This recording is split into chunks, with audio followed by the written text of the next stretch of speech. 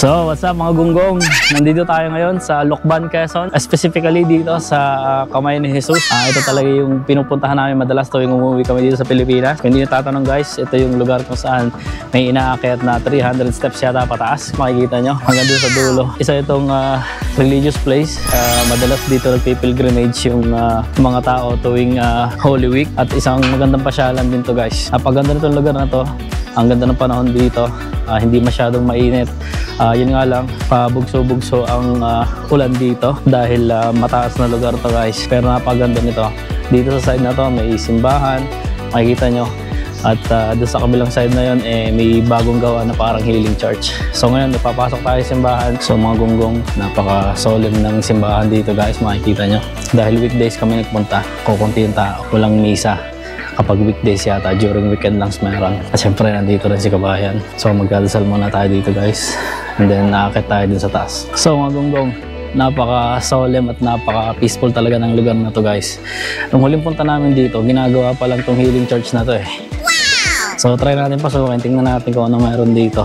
Napaganda ng lugar na to guys, na may maintain nila yung linis. And at the same time, nagde-develop sila yearly. Pero tingnan natin kung makakapasok tayo guys. So makita nyo dito. Ayun. So, dami naglilinis. Hindi ata makapasok guys. Hindi natin makikita yung loob. Hinintay lang natin si Kabayan at si Nini. Tapos aakit na tayo sa taas. So, kung makatandaan nyo yung previous vlog natin, nagpunta tayo ng Ngongpin sa Giant Buddha. Sabi ko sa inyo, panis yun. Napaka-basic doon sa amin. Dahil ito guys, mas mataas. Sobrang taas nito. Sabi ko nga, 300 plus steps yata ito eh. You know. So basic na basic. Buti na lang at may dala tayong extra t-shirt. Dahil for sure, papawisan tayo dyan ng matindi-tindi guys. At dahil nga, ang panahon dito ay unpredictable. Minsan uulan, minsan naaraw. Ngayon, good timing, maaraw. So tamang-tama, tagaktakpawis natin dyan mamaya. And hopefully sana hindi umulan pag nakarating tayo dun sa taas. At banda rito mga gunggong, sa tabi ng healing church na bagong gawa, merong tinatawag na Rosary Garden. Okay, nakita nyo. So, dinisign itong area na to na parang rosary na bawat area is may station at may mga pangalan ng mga nag-donate. Ang ganda guys, ang ganda nitong concept nito. Bago lang dito, ngayon lang din namin nakita to. O siguro, matagal na nakatayo pero dahil nga ngayon lang kami nakauwi, nakapagbakasyon ng Pilipinas, nakapasyal dito. Ngayon lang namin nakita. Pero paikot to guys, tapos nasa gitna si Mama Mary. Tapos banda ng pa, may dinedevelop pa.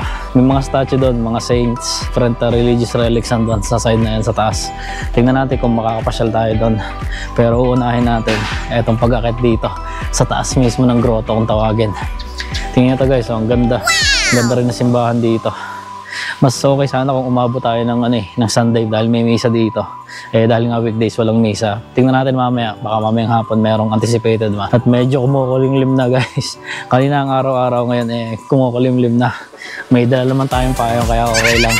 Naghihintay lang tayo. Hihintay natin si Kabayan at aakitin na natin yan guys. Huwag kayong mag-alala. Aakitin natin yan. For sure. At mga gunggong, hindi lang kilala ang Lucban, Quezon dahil dito sa Kamay ni Jesus.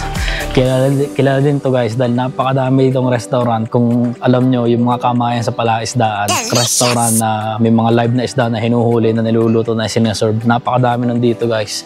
Ang sarap din ng mga pagkain dito. Isa rin yan sa mga binabalik-balikan namin. Hindi lang itong lugar na to. So pagkatapos namin dito, doon kami dumadaan para mag-lunch at kumain. So mamaya guys, pag akit natin dito, pagkatapos natin dito sa Kamay ni Jesus, tatry natin dumaan dun sa kamayan sa palaisdaan at magpo-food trip naman tayo. And so mga gunggong, eto na, unang pisahan na namin akyatin ang Kamay ni Jesus. Andito na, kasama natin si Kabayan tsaka si Nini na namimigay ng pera ng mga coins dito sa may parang wishing jar. Oo, nakashoot ka agad. Normally guys, may isda dito pero walang isda ngayon, siguro niluto na. Napaka-unpredictable ng weather guys, umambon na. Nag-umpisa ng umambon. Nakita nyo kanina, sobrang taas ng araw. Tapos ngayon, biglang kumalimlim, biglang umambon. Dahil nga bumagyo nung kamakalawa, ang daming mga nagkalat at mga nasirang puno. Buti na lang, mabilis ang DPWH dito sa Quezon Province. Nalinis ka agad kahit nung on the way pa lang kami. clear na yung mga roads. Pero dito sa area na to, ongoing pa rin yung paglinis at ang dami pa rin mga maliliit na halaman na nasira. So babagtasin na natin ito guys. Samahan nyo ako habang aakitin natin to. Try natin bilangin kung ilang steps. But sabi nila dati is it's around 395 steps. Kahit pa 400 yan guys, panis natin yan. Kada akit nyo rito, kada level na mararating nyo, may parang ganito. Ito yung huling hapunan o yung last supper. Sa bawat stages guys na mararating nyo, may corresponding na story about Jesus Christ. Dito ang ganda rin. Ang bago to. Bago tong falls na to. Wala to dati. Nakita nyo naman guys. Napakakunti pa lang na lalaki. Nakakit natin, hinihingal agad tayo. Pero syempre, pipilitin natin yan. Dati nga, nararating namin yan. Kailangan lang namin magmadali ngayon dahil baka abutin kami ng ulan sa taas guys. Kung aakit kayo dito mga gonggong, siguraduhin nyo na as much as possible naka-rubber shoes kayo dahil kapag umulan sa taas dumadalo yung tubig dito sa hagdanan, dumudulas. So okay lang naman na nakatsinelas pero much better kung nakasapatos ka. Ano, kaya nyo pa ba yan? Kaya pa? Ikaw, kaya pa nini? Kaya pa, hingal na. Ang wiwik nyo naman. Okay, ito guys, meron dito mga resting stations kung saan pwede ka magpahinga. Papahinga na muna ako guys. Hindi ko kinaya. Nangangalati na kami. Papahinga guys para hindi sumakit yung bindi mo. Pwede na yun. 30 seconds rest. Akala nyo, mas mahirap pakyatin. Pero mga gonggong, mas mahirap yung pababa. Marirealize mo mamaya. So dito nag-uumpisa yung, yung falls na dumadali pababa. Galing dito. Papunta dun. Sa duluduluhan. Ganda. Masarap pakinggan ng dali ng tubig dito. Okay, almost there. Halfway na tayo guys. Pipilitin natin akitin to ng mabilis dahil baka bumugso ang ulan. At syempre, the saddest part of life of Jesus Christ nung inumpisa na siyang ipako sa krus, crucifixion, dito na rin. Dito sa bandang gitna, naipako na siya sa krus. Kasama niya, sina Barabas. Sino ba yan? Hindi ko guys, sorry guys, hindi ko kilala yun. Pero alam ko, sa story ng buhay niya, nung crucifixion niya, dalawa yung kasama niya. At ito yung mga guard. Malapit na tayo. Malapit na tayo sa taas. Malapit na tayong mahimatay guys. Ano kabayan? Kala ko ba kaya-kaya nyo? Bakit nagpapahinga na kayo? Nagpapahinga. Sinusundan. Hindi, dahil hindi kami nag-breakfast na maayos kaya medyo anong tuhod natin ngayon. Nag-drive-thru lang kami. Dahil nakapagkape. Pero guys, hindi talaga biro yung pagkakatin dito. Tingnan nyo, tagaktak na pawis ko. So kung aakit kayo dito in the future, magdala kayo na extra shirt guys. Hindi lang magandang rubber shoes, pati extra shirt. Dahil for sure, pagpapawisan kayo.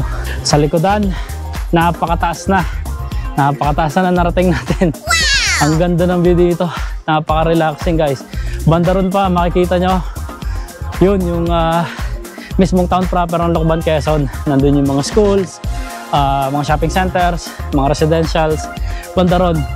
Pero dito guys, kakunti ang residential dito And then, alam naman natin, sa pagkamatay ni Jesus Christ, kaya meron tayong tinatawag na linggo ng pagkabuhay.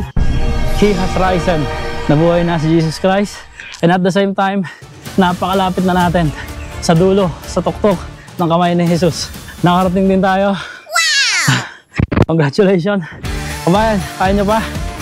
Parang humihina yata po kayo Kukunti yung umakit ngayon dahil nga weekdays. And guys, here it is. Nakarating na tayo sa taas. Welcome to kamay ni Jesus. Ito talaga yung kailangan mo marating dito pag umakit ka sa taas. At pwede ka dito magdasal.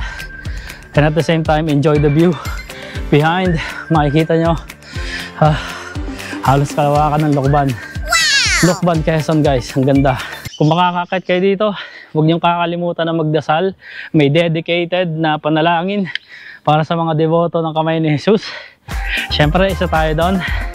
Isa sa mga panata natin to pag umuwi tayo ng Pilipinas. Ang magpasalamat. Pero isa yan sa mga pinabalik-balikan ko dito. Yung peacefulness ng lugar, yung greenery, yung solemn. And at the same time, para magpasalamat na rin. Huwag kayong masyadong puro take guys. Matutunan kayo magpasalamat kay God. Okay, so mula dito magdadasal muna tayo and then umpisahan na natin yung pagbaba, which is mas mahirap kaysa umakyat guys. Sinasabi ko sa inyo, mas mahirap bumaba kaysa umakyat. Nakalimutan natin guys, ito palang pinakataas ng kamay ni Jesus ay tinatawag na Ascending of Christ. At ngayon uumpisahan na natin ang pagbaba. Medyo mahaba-haba yan mga gunggong. So pwede naman tayo magpagulong-gulong nilang pababa dyan. Pero wala tayong choice. Kailangan natin lakadin pababa. Pero syempre, mas maikli ito kumpara sa pag-akyat. Dahil pag umakyat ka, may mga flat surface pa, so iikot ka. Ito naman, isang straight lang pababa. Kaso nga syempre, medyo na yung tuhod mo pag umakyat ka. Iba yung friction pag pababa. Alright, let's go. Ang problema kasi, mga gunggong, kapag pababa na, di ba pag paakyat, left and right yung tuhod mo, kaliwat kanan. Kapag ka ganito, napababa ka na guys. Ganyan lang ako. Isang ano lang, kaliwa lang o kanan. Mahirap yung kaliwat kanan. Yun ang mahirap dito pag pababa eh. Kailangan talaga systematic din yung pagbaba mo eh. May physics din na ina-apply dito. Nauna na sinakabayan dahil magandang rubber shoes nila. At naka-flat shoes lang tayo. Napakatinding cardio nito guys, kahit mabagal. Baka mag-burn tayo dito ng mga 500 calories guys. Tama-tama, nag-inom kami kagabi eh. So mababurn lahat ng beer na ininom namin. At pinagpapawisan na rin tayo guys. At mga gunggong, no, hindi ko i-recommend na rektahin nyo pababa o pataas. Okay? Huwag kayong huwag nyong i-underestimate to guys. Kung kailangan nyong magpahinga kayo. May mga resting station dito. Pwede kayong bumili ng tubig. At huwag nyong i-underestimate to guys. Dahil hindi nyo mararamdaman yung sakit ng paa nyo until kinabukasan. Okay? Medyo mangangalay kayo on the same day. Pero kapag nakarating na kayo ng kinabukasan, doon mo na makaramdaman yung sakit sa binti guys, tsaka sa paa. Nakarating din tayo dito sa baba. We made it guys. Nakakit tayo at matagumpay din tayo nakababa. Napatunayan lang natin na fit pa tayo, kaya pa nating umakyat. Sabi ko nga sa inyo, panis basic sa amin yung giant Buddha sa Hong Kong dahil sobrang taas ay nakakit namin dito. Pero again, wag niyo underestimate guys. Mukhang kailangan ko pahilit ang binti ko bukas. At ngayon pa lang nararamdaman ko na yung sakit sa tuhod guys. Siguro dahil may edad na rin tayo o dahil nagugutom lang tayo. At speaking of gutom, syempre pagkagaling natin sa simbahan, ang sunod nito ay kainan. Okay, so tatry natin dumaan sa Kamayan sa Palaisdaan. Napakaganda ng restaurant na yun guys. Nakakamiss yung mga seafood, yung mga inihaw. So tatry natin kung makakadaan tayo. For the meantime, papasyalan natin sa side na to ng Kamayan ni Jesus. Meron din diyang hotel na parang Noah's Ark ang style. Tsaka may maliit na children's playground. Dito pa yung history natin guys, Adam and Eve. Ang unang pagkakataon kung kailan nagkasala ang mga tao dahil sa pagkain ng mansanas nandito guys. At syempre kailangan nyo guys magtirik ng kandila dito para sa mga intensyon nyo. Dito makikita nyo may mga kahulugan ang bawat kandila. Kulay blue, green, white, pink, may kahulugan yan guys. Pipili kayo, depende kung anong wish nyo. So isa to talaga sa ginagawa namin pag umuwi kami guys. Magtitirik kayo ng kandila and I recommend na gawin nyo rin kung papasyal kayo rito. Habang nagtitirik ka ng kandila, magdadasal ka para sa mga intensyon o mga wish nyo sa buhay. At mga gunggong, makikita nyo sa likuran, ito yung Noah's Ark. Pero hotel yan guys. Pwede kayong magstay dyan overnight. Hindi ko lang alam kung magkano ang rate. Pero isa rin to sa mga nasa bucket list ko, yung makapag-stay sa hotel dito sa Kamay ni Jesus. Unfortunately, laging fully book yan tuwing mag-i-inquire ako. This time nung pupunta kami, medyo biglaan, kaya hindi tayo nakapag-book, hindi tayo nakapag-try mag-stay. Hindi pa ako nakapasok dyan at hindi ko alam kung allowed tayo makapasok. Pero try natin guys. Dito pa sa side na to makikita nyo, may mga children's playground dito sa likodan. Masaya dito guys. So hindi lang ito pang mga reliyosong tao. Pwede rin isama yung mga bata dito. Hindi rin sila maboboring dito. At dito pa parang may nakita ako sa harap mismo ng Noah's Ark na parang fish pond. Ayan o. Uy, ang gaganda guys. So tinan nyo. May mga koi fish. May mga koi fish. Actually ngayon ko lang narating tong harap na to eh. Hindi kami tumutuloy dito dati dahil nga wala kaming reservation. At hindi ko naman alam na meron pala dito ganito. May fish pond pala rito guys. So tinan nyo. Medyo makalat ka lang dahil siguro dumaan na bagyo. Pero yun o, lalaki ng koi fish. Pero doon sa pupuntahan natin mga gunggong na ainan, hindi koi fish ang makikita nyo ron. Hindi lang koi fish ang makikita nyo ron, makakakita pa kayo ng tilapia na pwede nyong ipaprito on the spot. So nandito na tayo sa harap ng Noah's Ark Hotel guys. Hindi ko alam kung yun talaga yung pangalan nitong hotel na to, pero nandito na tayo sa harap guys. Makita nyo, ganda, ang laki, ang ganda ng pagka-design nito guys. Tapos naglalakad tayo ngayon dito sa gitna ng fish pond, kung saan makikita natin ang mga kaibigan natin koi fish na lumilipad. Ang lalaki guys. So iikutin lang natin itong lugar na to, i-explore natin to, dahil hindi ko pa talaga napupuntahan to, hindi ko na-iikutan tong side na to. Sa dalas namin pupunta rito pag umuwi kami. At ito na, malapitan ang Noah's Ark Hotel. Napakaganda. Siyempre guys, huwag kayo maghahanap ng casino dyan ha. Kung nanood kayo ng previous vlog natin sa Macau, nasa hotel yung casino. Ito guys, religious place to, walang sugal dito. Sa harap nitong Noah's Ark Hotel, may mga statue ng mga hayop. Dahil nga siyempre, Noah's Ark is dun sinakay yung mga hayop, yung mga pair nila, para sila ay makapagpadami pa matapos ang malaking baha. So ito guys, yung harap, yung gilid pala anong Noah's Ark Hotel. Ganda. So tama nga guys, ang pangalan nga nito is Noah's Ark. So sarado siya, hindi tayo makapasok. So mag-iikot lang tayo dito. Okay guys, and sa side na to, siguro pwede kayo magpahinga, pwede kayo mag-picnic o kumain. May mga dining tables dito in the middle of the garden. Ganda guys. Halos naikot na natin yung buong kamay ni Jesus. Nakakit na tayo.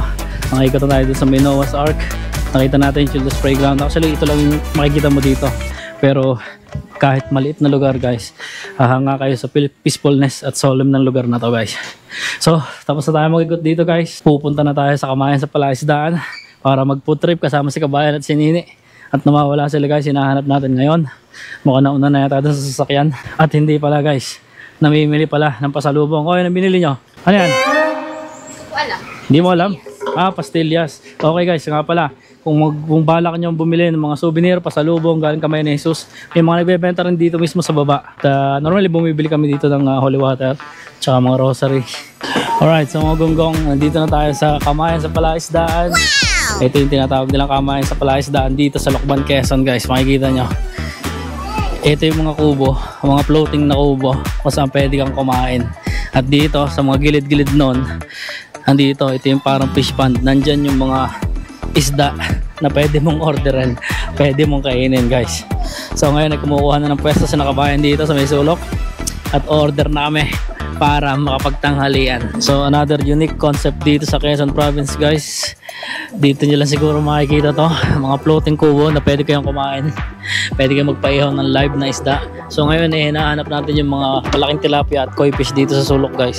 Normally kapag pumupunta kami dito guys, nagpapakita sa amin yun So try natin hanapin dito, matatawid tayo dito ng mga kubo-kubo. At wag naman sana tayo malaglag guys habang hinahanap natin ang giant koi fish at giant tilapia.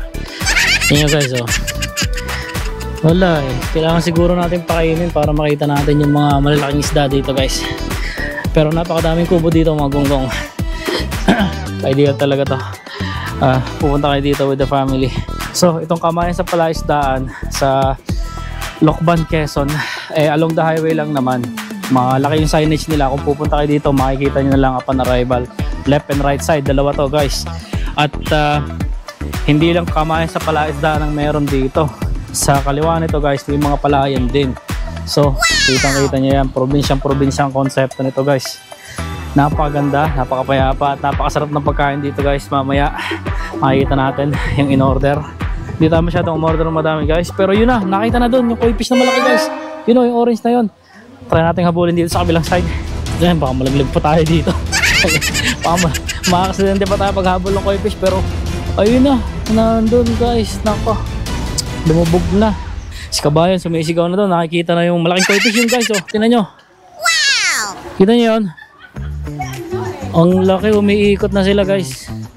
So normally pala, kapag kakakunti yung tao, doon sila pumupunta. Makikita nyo yan, ang lalaki So tilapia yung itim, and then yung orange tsaka white, koi fish yun guys. Magkatropa sila ng koi fish tsaka ng tilapia. Tatry natin bumaba dito sa Milk Garden. At huwag naman sana tayo malaglag dito guys. Paghabol sa koi fish. Ayun guys Ang lalaki. Baka malaglag tayo, wala na tayong dalang damit. Paghabol sa koi fish, ang laki. Ayun no. Ayun guys, hindi natin pwede kainin yan. Ano lang yan, talagang alaga nila dito yan, pero meron talagang kinakain. Ano, umiiwas natin yung koi fish guys. Bumalik na sa may kubo namin, kaya ako pa hinahabol. Ang magkakagandahan dito guys, dito lang sila nagpapalaki ng mga lahat ng mga isda na yon. Kapag oversize na siguro, hindi na nila kinukuha, kinakain. Pinapahirapan tayo nito guys. Kanina nag-exercise tayo doon pag-akyat. Ngayon mag-exercise pa rin tayo dito, pagtakbo, paghahanap. Ayaw sumama ng koi fish sa vlog. Nahihiya, baka daw ipaluto natin. Siyempre hindi guys. Wala. Maghihintay tayo, abangan natin guys kapag umikot sila uli. Mukhang nagpaparade sila dito eh, parang Disneyland lang yan guys. Umiikot sila, may program.